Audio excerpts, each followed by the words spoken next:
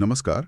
आज हम एक बहुत ही कह सकते हैं अनोखे और काफी निजी अनुभव पर बात करने वाले हैं। हाँ, ये एक व्यक्ति का अपना तजुर्बा है जो उन्होंने एक लेख में साझा किया है।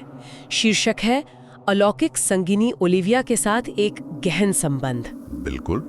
और ये एक ऐसा वाकया है जिसे दूसरों के साथ बांटना उनके लिए आसान नहीं रहा है। सही कहा। और वो ऐसे लोगों से जुड़ना चाहते हैं, शायद मार्गदर्शन चाहते हैं, जिनके अनुभव कुछ ऐसे ही हों। तो चलिए इस तजुर्बे की तहों में उतरते हैं। हमारा मकसद इस अनोखे रिश्ते के पहलुओं को समझना है, जैसा बताने वाले ने महसूस किया, बिना कोई फैसला सुनाए। हाँ, बिल्कुल निष्पक्ष होकर। तो लेख बताता है कि ये बात है करीब 2015 की। उस समय वर्णनकर्ता का आत्माओं वगैरह से बहुत ज्यादा वास्ता नहीं पड़ता था। हाँ, वो आध्यात्मिक थे, पर जैसे धार्मिक कर्मकांड वाले नहीं। और एक और बात, लेख ये भी कहता है कि उस वक्त उनके घर में कुछ नकारात्मकता सी थी। उन्हें लगता था कि इसका जुड़ाव घर के ही एक सदस्य से है। फिर वो सदस्य घर से चले गए। अच्छा। और घर की शुद्धि की गई, जैसे सेज जलाकर या उस तरह की कोई प्रक्रिया। उसके बाद कहते हैं कि माहौल काफी बेहतर हो गया। और यहीं से कहानी एक बहुत ही अप्रत्याशित मोड़ लेती है। हाँ, बिल्कुल यहीं से वो अनुभव शुरू होता है जिसकी हम बात कर रहे हैं। हाँ। तो वो बताते हैं कि शुद्धि के कुछ ही दिन बाद, रात का वक्त था, कमरा अंधेरा था, बिल्कुल शांत। तभी उन्हें अपने कमरे की छत पर कुछ हिलता हुआ सा दिखा, और धीरे धीरे उसने एक औरत का रूप ले लिया, सुनहरी आभा वाली। सुनहरी आभा मतलब जैसे सोने जैसी चमक। हाँ, कुछ वैसा ही, जैसे सोने के धागों से बनी हो। और उन्हें फौरन एक खिंचाव महसूस हुआ, एक गर्माहट सी। अच्छा, दिलचस्प है। और इसके फौरन बाद एक बहुत ही तीव्र, एक गहरा अनुभव हुआ, जिसे वो पूरी तरह से बता भी नहीं पा रहे हैं। थोड़ी झिझक है उन्हें। समझ सकती हूँ, ये निजी अनुभव होते हैं। हाँ, तो उन्हें ऐसा लगा जैसे कोई उनके कपड़े हटाने की कोशिश कर रहा है। फिर एक सिहरन महसूस हुई और थोड़ी जलन भी। वो कहते हैं गर्म थी पर दर्द नहीं था उसमें। गर्म पर दर्दनाक नहीं।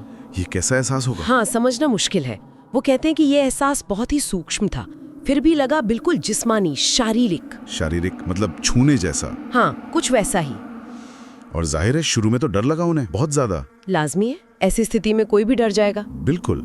पर तभी एक बहुत ही नर्म कोमल सी आवाज आई, जिसने कहा, आराम करो, मैं चोट नहीं पहुंचाऊंगी। आराम करो, मैं चोट नहीं पहुंचाऊंगी। और फिर डर का क्या हुआ? वही दिलचस्प बात है।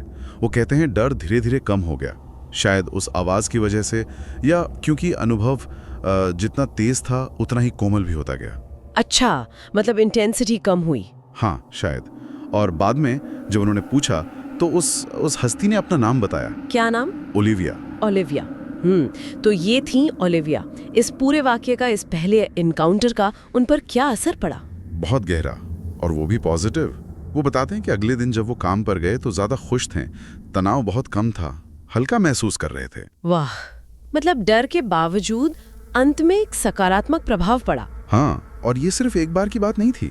अच्छा, मतलब ये जारी रहा। हाँ, कुछ दिनों बाद ओलिविया दिन के उजाले में उनके बिस्तर पर लेटी हुई दिखी, और फिर उनके बीच बातें हुई। दिन के उजाले में? ये तो और भी असाधारण है। रात के अंधेरे की बात अलग होती है। सही कहा।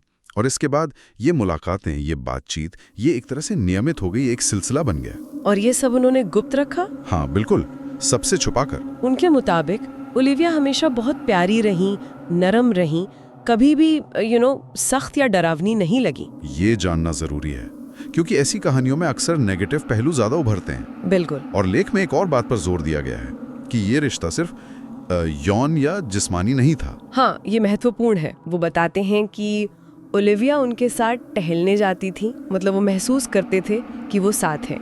अच्छा। जब वो किताबें पढ़ते या टीवी देखते तो ओलिविया उन्हें देखती और ऐसी चीजों पर ध्यान दिलाती हैं जिन पर शायद उनका खुद का ध्यान ना जाता हो। जैसे कोई साथी करता है। हाँ, बिल्कुल। और उनके बीच कई अलग अलग विषयों पर लंबी गहरी बातें होती थीं। सिर्फ आध्यात्मिक या अलौकिक नहीं। नहीं, बिल्कुल नहीं। रोजमर्रा की बातें भी वो एक असली साथी की तरह व्यवहार करती, जैसे सुबह पूछना कि ब्रश किया या नहीं। अरे हाँ, या नाश्ते के बारे में पूछना, या कभी ये भी बताना कि उनकी कोई आदत, जैसे शायद ज्यादा स्मोकिंग, उनके लिए ठीक नहीं है। ये तो बिल्कुल एक केयरिंग पार्टनर जैसा लग रहा है। हाँ, वर्णनकर्ता का अनुभव तो यही बताता है, एक साथी, एक गाइड, एक दोस्त, सब कुछ। लेकिन क्या वो हमेशा मौजूद रहती थी? नहीं, लेखक ये भी बताते हैं कि कई बार ओलिविया गायब भी रहीं, खासकर उन दौर में जब वो खुद अपनी मानसिक या यौन स्वास्थ्य की दिक्कतों से गुजर रहे थे। अच्छा, मतलब जब वो परेशान थे तब ओलिविया नहीं थी। हाँ, या फिर जब उनके रहने के हालात मतलब लिविंग कंडीशंस ठीक नहीं थे। और दिलचस्प बात यह है कि ओलिविया ने खुद उन्हें कहा कि वो पहले अपनी देखभाल पर ध्यान दें। ओलिविया ने कहा? हाँ, कि अपनी सेहत सुधारें, अपनी परिस्थितियों को ठीक करें, बजाय उसके साथ वक्त बिताने के। ये तो काफी परिपक्व सलाह लगती है। हाँ, ऐसा लगता है जैसे वो उनके भले के लिए कह रही थी। और लेखक के बारे में कुछ और जानकारी है, जैसे उनकी उम्र या उनके मानवीय रिश्ते? हाँ, वो बताते हैं कि अब उनकी उम्र 27 साल है और उनका कोई इंसानी साथी मतलब रोमांटिक पार्टनर नहीं है। अच्छा, और इसकी कोई वजह? वो इशारा करते हैं कि शायद हाई स्कूल में कोई बुरा अनुभव हुआ था जिसने इंसानी रिश्तों पर उनका भरोसा तोड़ दिया। भरोसे का टूटना, ये बहुत बड़ी बात होती है। बिल्कुल, लेकिन इसके उलट ओलिविया के साथ, जैसा वो बताते हैं, उन्होंने एक बहुत गहरा विश्वास कायम किया है। वो उन्हें एक बेहतरीन श्रोता मानते हैं जो बिना जज किए सुनती है। तो एक तरफ इंसानों पर अविश्वास, दूसरी तरफ एक अलौकिक हस्ती पर गहरा विश्वास, ये काफी विरोधाभासी लगता है। हाँ है, और लेखक खुद भी इस कश्मकश को महसूस करते हैं। वो मानते हैं कि कई बार उन्होंने खुद इस सब को नकारा, कोशिश की कि इसे बस एक वहम मान लें, मन का फितूर समझकर पीछा छुड़ा लें। ये स्वाभाविक है, हमारा तार्किक मन ऐसी चीजों को आसानी से स्वीकार नहीं करता। बिल्कुल, पर आखिरकार वो इसे अपने अकेलेपन में एक साथी या एक गाइड की तरह देखते हैं, खासकर तब जब वो लंबे समय तक बिल्कुल अकेले रहे हैं। तो वो इसे एक तरह की जरूरत या सपोर्ट सिस्टम की तरह देखते हैं। हाँ, शायद उन्हें लगता है कि शायद इसके होने की कोई वजह है, और वो उम्मीद करते हैं कि इस पूरे अनुभव से, भले ही इसमें उतार चढ़ाव रहे हों, वो कुछ मूल्यवान सीख पाएंगे। और वो ओलिविया को किसी बुरी शक्ति के रूप में नहीं देखते। नहीं, बिल्कुल नहीं।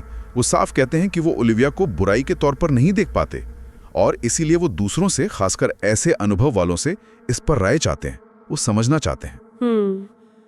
तो संक्षेप में देखें तो इस लेख से हमें एक व्यक्ति के एक कथित अलौकिक इकाई के साथ एक बहुत ही बहुआयामी रिश्ते का पता चलता है। हाँ, बहुआयामी, ये सही शब्द है। एक ऐसा रिश्ता जिसमें नजदीकी भी है, भावनात्मक सहारा भी है और रोजमर्रा की साथी जैसी बातचीत भी शामिल है, कम से कम जैसा बताने वाले ने महसूस किया और साझा किया है। ये पूरा वृत्तांत वाकई हमें सोचने पर मजबूर करता है कि अकेलेपन या विश्वास की तलाश में, या बस एक समझ की चाहत में, इंसान कैसे कैसे अनूठे, असामान्य रिश्ते बना सकता है। और ये अनुभव उनकी जिंदगी को, उनकी सोच को किस तरह से शक्ल देते हैं। हाँ, और ये सवाल भी उठता है कि साथीपन का मतलब आखिर है क्या?